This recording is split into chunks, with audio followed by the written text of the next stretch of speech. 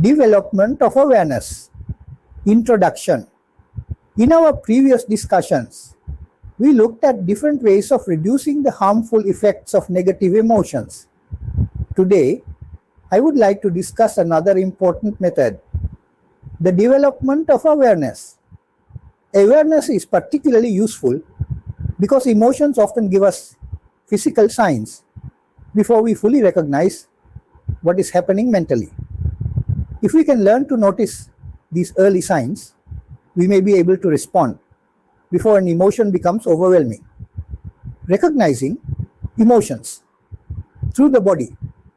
Every emotion is generated by the body, but becomes known to the mind thereafter. Therefore, the nature of an emotion becomes apparent through the physical changes that take place in the body. For example, when a person becomes angry, the heartbeat may become faster, muscles may tighten, breathing may change, and there may be a feeling of heat in the body. When anxiety develops, breathing may become shallow, the stomach may feel uncomfortable, and the body may become tense. These physical changes can therefore provide early information about what is happening emotionally. As such, early detection of the type and intensity of an emotion can be very helpful in reducing its negative effects. Consider a simple modern example. You receive a message on your phone that you consider unfair or insulting. Before you have even formulated a complete thought about it, you may notice that your heart is beating faster, your face feels warm, and your muscles are becoming tense. That may be the first warning. If you recognize these signs at that moment, you have an opportunity to pause before immediately typing an angry response. The refractory period. Strong emotions initiated by the body are associated with what can be described as a refractory period. During this period, sensory input may be inhibited and normal logical thinking can become disturbed.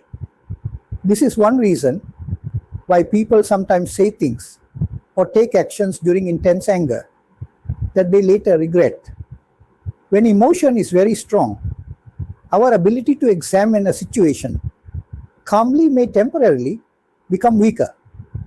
The event may appear much more threatening, unfair, or important than it would appear after we have calmed down.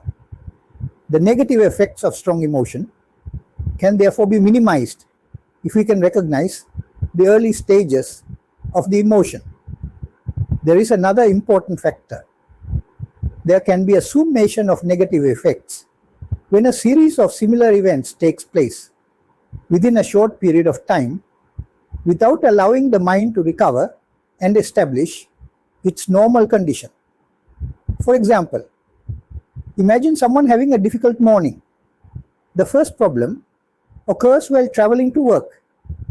Soon afterward, there is an unpleasant conversation with a colleague. Then several demanding messages arrive on the phone. Finally, another small problem occurs. The final event may appear to be the cause of a very strong reaction, but the reaction may actually be the accumulated effect of several earlier events.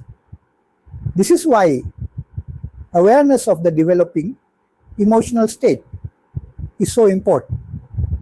Learning to relax. To facilitate observation of the body, you should learn how to relax. Most people who are engaged in sports should have learned appropriate relaxation techniques as part of their training. An athlete needs not only strength and effort, but also the ability to release unnecessary tension.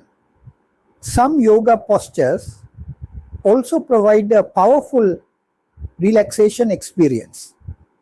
If you have not previously been exposed to relaxation techniques, you may have to learn them afresh. A very basic method of relaxation involves lying silently on a flat surface and allowing the body simply to be there, almost as if it is not yours. In fact, you may already have resorted to this technique without realizing that you are engaging in a relaxation exercise. Think of what happens when you are extremely tired after a long day. You lie down, stop trying to do anything, and simply allow the body to rest. This is a common experience known to almost everyone, and therefore it can be evoked quite easily. The only difference between this natural experience and what you should deliberately practice is the timing. You should continue practicing the same technique even when you are not particularly tired. With regular practice, you become increasingly familiar with the difference between a tense body and a relaxed body.